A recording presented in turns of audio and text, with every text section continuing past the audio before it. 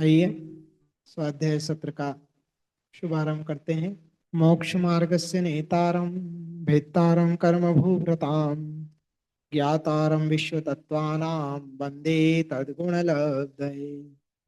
सरस्वती नमस्तुभ्यं वरदे कामरूपिणी विद्यारंभं करिष्यामि सिद्धिर्भवतु मे सदा।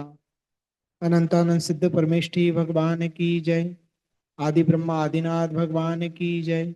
आद्य गुरु शांतिनाथ भगवान की जय। जिनवाणी सरस्वती माता की जय। गणधर भगवान की जय। समस्त पूर्वाचार्य गुरुदेव की जय। आचार्य श्री उमा स्वामी गुरुदेव की जय। आचार्य श्री कुंथु सागर जी गुरुदेव की जय। आचार्य श्री कनक नंदी जी गुरुदेव की जय। आचार्य श्री गुप्ती नंदी जी गुरुदेव की जय। तत्वार्थ सूत्र ग्रंथ की जय। आइए और आगे चलते हैं। ये 10 निर्जरा के स्थानों को हमने जाना, फिर आगे बता रहे हैं।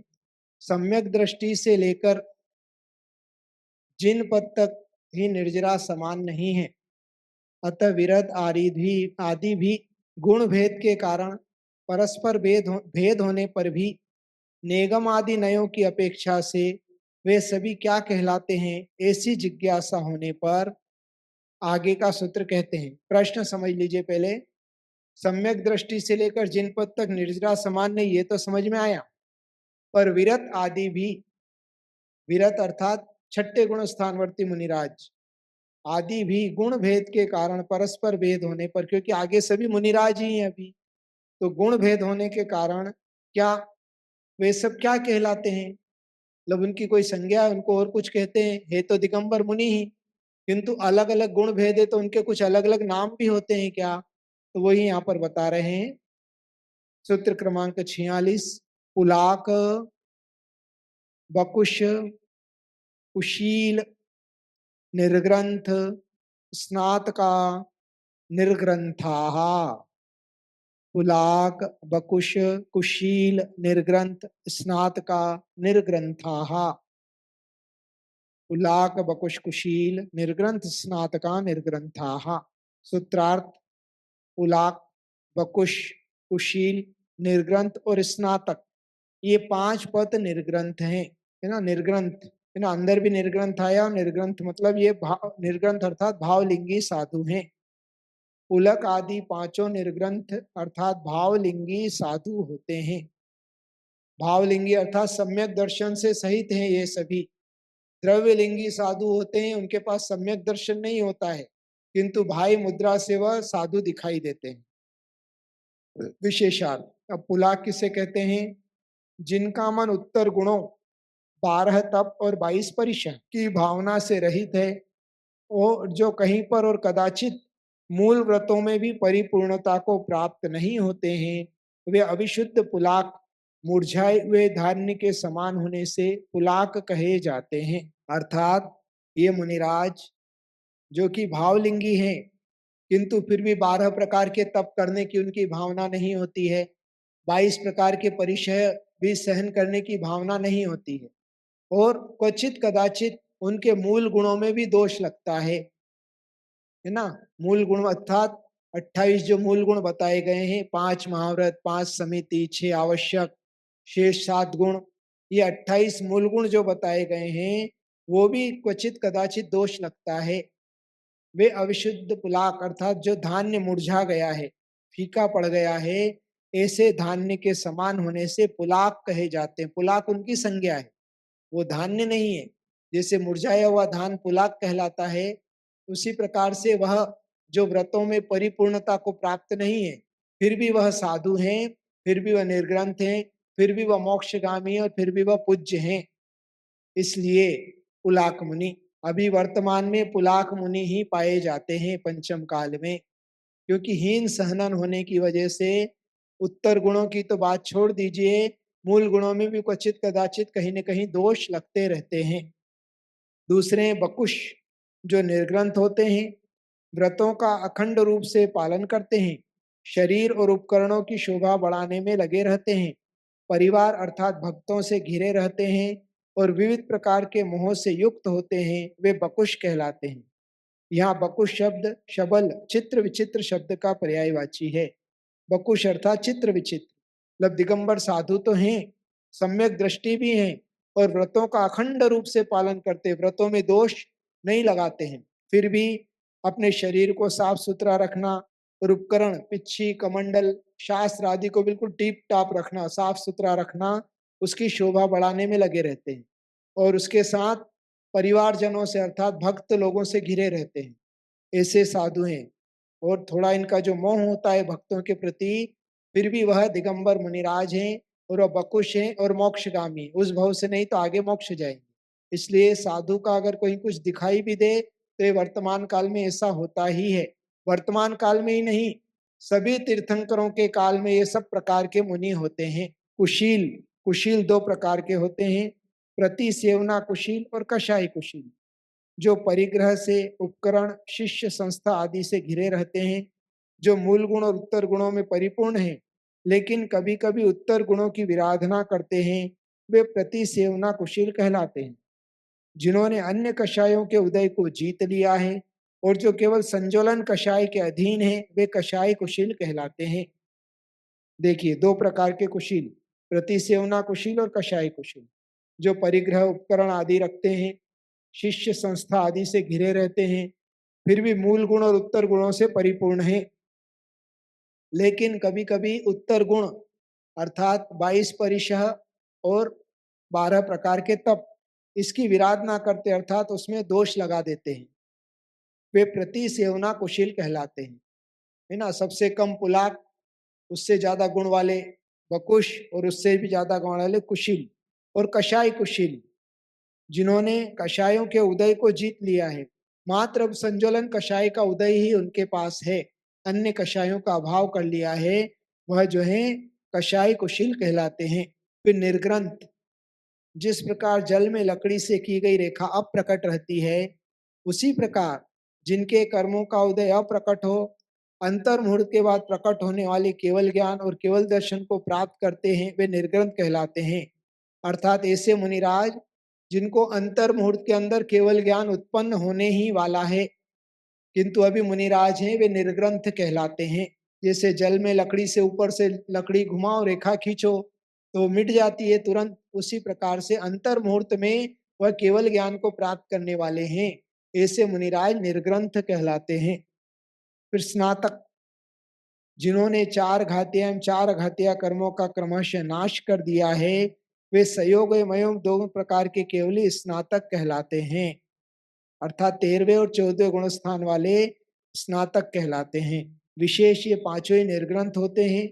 इनमें चारित्र रूप परिणामों की न्यूनाधिकता के कारण भेद होने पर भी नेगम और संग्रह आदि नयों की अपेक्षा से वे सब निर्ग्रंथ कहलाते हैं। मतलब ये 5 प्रकार के मुनिराज हैं, ये सभी निर्ग्रंथ हैं और मोक्ष जाने वाले हैं। कोई उसी भव में मोक्ष जाने वाले हैं, कोई आगामी भवों में मोक्ष जाने वाले हैं।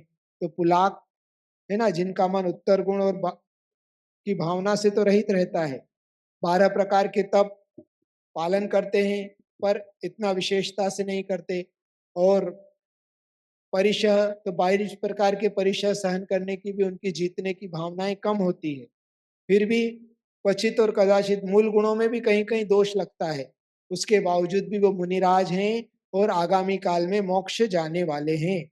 इसलिए हमें क्वचित कदाचित कहीं साधु का कुछ दिखाई दे तो भी उनकी निंदा करके पाप का बंध नहीं करना चाहिए, क्योंकि भगवान की वाणी है, इस प्रकार का होता ही है और हर तीर्थ के काल में होते हैं। अभी अगले सूत्र में मालूम पड़ेगा कि ये क्या अभी पंचम काल में ही होते हैं, तो नहीं, हर तीर्थंकर के काल में ये पांचों प्रकार के मुनिराज पाए जाते हैं। तो इस प्रकार के मुनिराज पाए जाते हैं और ये सभी भावलिंगी साधु होते हैं, सम्यक दर्शन से सहित हैं और आगामी काल, कुछ उसी काल में मोक्ष जाने वाले हैं और कुछ आगामी काल में मोक्ष जाते हैं और हर तीर्थंकर के काल में पाए जाते हैं। अगले सूत्र की ओर चलते हैं। पूर्वोक्त 5 प्रकार के पुलाक आदि निर्ग्रंथों के संबंध में विशेष ज्ञान कैसे हो सकता है, ऐसी जिज्ञासा होने पर आगे का सूत्र कहते हैं। सूत्र क्रमांक 47।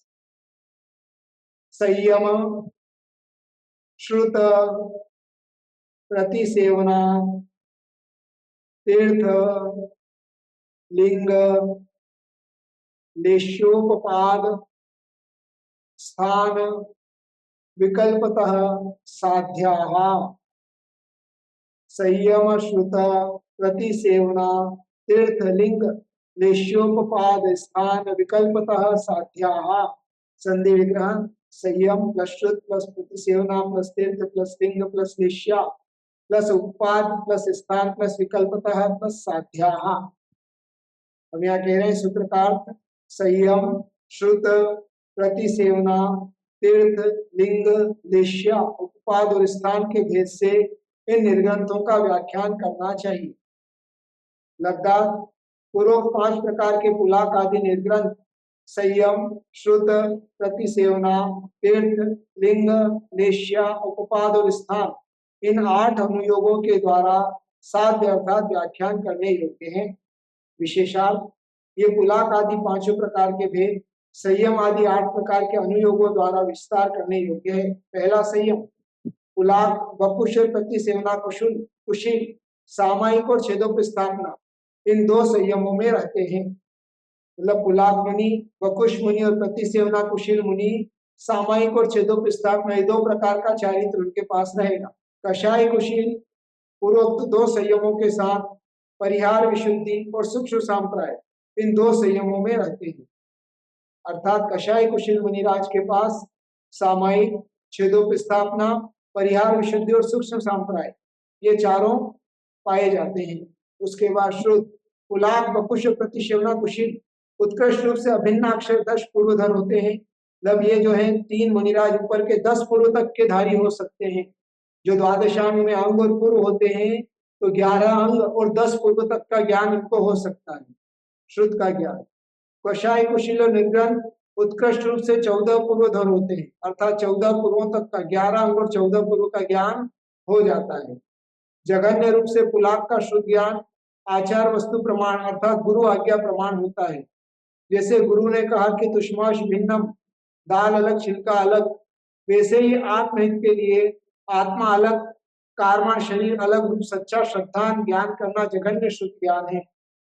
वकुश कुशील और निर्ग्रंथों का जघन्य शुद्ध ज्ञान 8 प्रवचन मात्र का प्रमाण होता है। मतलब 5 समिति और 3 गुप्ती है ना, अर्थात 5 समिति 3 गुप्ती ये 8 प्रवचन मात्र का कहलाती है।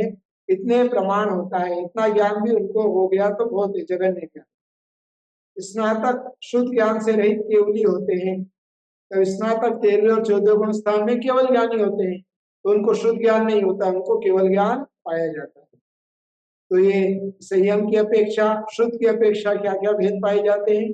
फिर प्रतिसेवना दूसरों के दबाववश जबरदस्ती से 5 मूल गुण 5 महाव्रत और रात्रि भोजन वर्जन व्रत में किसी प्रकार की प्रतिसेवना करने वाला पुलाक होता है। पुलाक मुनि दूसरों के दबाव में आकर जबरदस्ती 5 मूल गुणों में कहीं न कहीं दोष लगा देते हैं। वकुश 2 प्रकार के होते हैं, उपकरण वकुश और शरीर वकुश।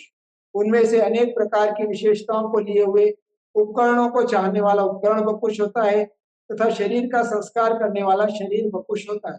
प्रतिसेवना कुशील मूल गुणों की विराधना न करता हुआ उत्तर गुणों की किसी प्रकार की विराधना इस प्रतिसेवना करने वाला होता है। प्रतिसेवना अर्थात उसका सेवन, उसके प्रति आसक्ति हो जाना या उसका सेवन करना, उसे प्रतिसेवना कहते हैं। कषाय कुशील और निर्ग्रंथ और स्नातकों को प्रतिसेवना नहीं होती है, अर्थात उनके कोई दोष नहीं लगता है। तीर्थ ये 5 प्रकार के निर्ग्रंथ सब तीर्थंकरों के तीर्थ में होते हैं। लिंग 2 प्रकार का है, द्रव्य लिंग और भावलिंग। भावलिंग की अपेक्षा 5 ही साधु निर्ग्रंथ लिंग वाले अर्थात दिगंबर मुनि ही होते हैं। द्रव्यलिंग प्रतीक्त भाज्य अर्थात द्रव्यलिंग दिगंबर मुनि का होकर भी भावलिंग का विकल्प हो, क्योंकि अभव्य मिथ्या दृष्टि दिगंबर मुनि बनकर 90 ग्रह तक की यात्रा करता है। पुष्प डाले अभव्य से दिगंबर मुनि होकर भी भावलिंगी नहीं थे, अतः टीकाकार ने द्रव्यलिंग में भावलिंग को प्रतीक्त भाज्य कहा है, अर्थात द्रव्यलिंग में भावलिंग भाज्य है। यहाँ भाज्य पद भावलिंग का विकल्प वाची है, अर्थात यहाँ जो द्रव्यलिंग शब्द दिया है वो भावलिंग ही समझना, मात्र द्रव्य नहीं, द्रव्य भाव भी दोनों लिंग इनके पाए जाते हैं। मतलब भाई से दिगंबर मुनि है और अंतरंग में सम्यक दृष्टि है। ये उनको बाहर से दिखता नहीं है भावलिंग, द्रव्यलिंग ही दिखाई देता है। या इतना ही समझना। विशेष लिंग और भेद में हमेशा विद्वानों में विषमवाद रहा है, क्योंकि उन्होंने द्रव्यलिंग और भावलिंग, द्रव्यवेद और भाववेद इनके लक्षणों का सही स्वरूप नहीं समझा, जिससे शास्त्रों के अर्थ को अनर्थ रूप से प्ररूपित किया। पहले हम तीनों लिंग में स्त्रीलिंग, पुल्लिंग एवं नपुंसक लिंग, संज्ञा मार्गणा में 4 संज्ञाओं में मैथुन संज्ञा, कषाय मार्गणा में 9 कषायों में 3 वेद एवं वेद मार्गणा में 3 वेद होते हैं, यह जानते हैं। यदि हम लिंग, संज्ञा, 9 कषाय, वेद इनको समझ लें तो सभी विसंगतियां दूर हो सकती हैं। जैसे कोई बालक निर्विकार रूप से खेल रहा है, किंतु वहां पर कोई दूसरा बालक मिठाई या खिलौना लेकर आ गया, तब उस बालक में मिठाई या खिलौने के चिन्ह को देखकर उसके प्राप्त करने की इच्छा जागृत हुई। फिर उस मिठाई या खिलौने को छीनने या खरीदने का प्रयास किया। छीनने या खरीदने के बाद उस मिठाई या खिलौने का सेवन किया। यह एक दृष्टांत है। इस दृष्टांत में मिठाई या खिलौना चिन्ह रूप लिंग है, उसे प्राप्त करने की इच्छा संज्ञा है, उसे छीनने या खरीदने का प्रयास कषाय है, उसे छीन कर या खरीद कर सेवन करने का भाव वेद है। बहुत सरल तरीके से मुनि महाराज ने यहाँ मुनि श्री अमित सागर जी ने समझाने के लिए हमारे लिए बताया है ना, कि कोई बालक खेल रहा था खिलौने से, किंतु दूसरा कोई बालक आया और वो मिठाई या खिलौना लेकर आ गया।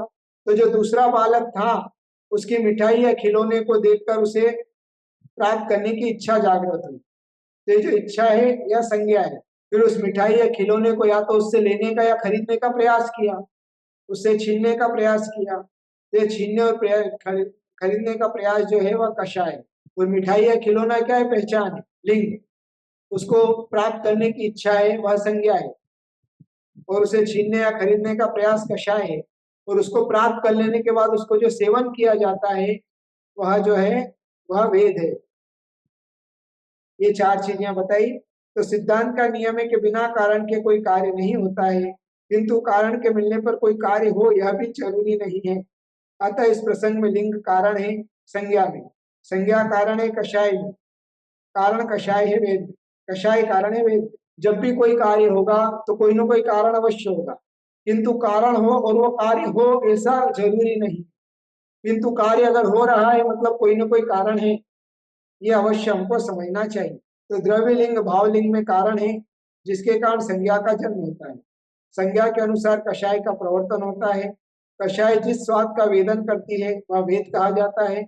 इन चारों को समझ लेने से लिंग, संज्ञा, कषाय, वेद संबंधी द्रव्य और भाव की सभी विसंगतियां दूर हो जाती है। यदि हम वेद मार्गणा में वेद को द्रव्य वेद मानते हैं, तब 90 गुण स्थान के बाद अवगत वेद होने पर क्या द्रव्य वेद का चिन्ह नष्ट हो जाएगा? पुनः श्रेणी से वापस आने पर द्रव्य वेद का चिन्ह प्रकट हो जाएगा? किंतु ऐसा नहीं है, क्योंकि अब ये बहुत डीप में विषय दे दिया है। क्योंकि कर्णान योग में भाव वेद की अपेक्षा ही श्रेणी का आरोहण होता है। देव, नारकी, भोग भूमि के, मनुष्य, तिर्यंश तथा सम्मूर्छन जीवों के जो द्रव्य वेद है वही भाव वेद होगा। देवों को, नारकियों को, भोग भूमिया के मनुष्यों को और तिर्यंश को और सम्मूर्छन चिन्ह लेने वाले जीवों को जो द्रव्य वेद होता है मतलब बाह्य चिन्ह होता है, वही अंतरंगी वेद होता है, भाव वेद होता है। परिणाम भी वैसे ही होते हैं। किंतु कर्म भूमि के मनुष्य एवं पंचेंद्रिय तिर्यंशों के वेद में वैषम्य पाया जाता है। विषमता अर्थात कोई पुरुष है, द्रव्य से चिन्ह से पुरुष है, किंतु तो भी उसके स्त्री वेद का उदय भाव में हो सकता है, ऐसा यहाँ कहने का तात्पर्य है। अतः द्रव्य पुरुष में भाव स्त्री वेद की विषमता के लिए उसे स्त्री न कहकर मानुष्य शब्द का प्रयोग किया है। इसी प्रकार द्रव्य पुरुष वेदी तिर्यंश के भाव स्त्री वेद की विषमता के लिए उसे योनिमति तिर्यंश कहा है। अब ये बहुत डीप विषय हो गया है, इसमें ज्यादा आपको उलझने की आवश्यकता नहीं है। फिर भी समय अपना हो चुका है, इस विषय को आगे और ले लेंगे। अभी लेश्या, उपवाद, स्थान आदि को समझना है, फिर ये अध्याय अपना पूरा होता है तो इसको आगे फिर से लेंगे। आज इतना ही रखते हैं, शेष अगले सत्र। जिनवाणी के ज्ञान से सुझे तो कालो, सुवाणी मस्तक्षणो सदावे तुमरो। हे जिनवाणी भारती तो हिज पो दिन रे, जो तेरा शरणा गहे सो पावे। सुचिन्नो बाढ़ का जाप करेंगे, के लिए बहुत सारा आशीर्वाद।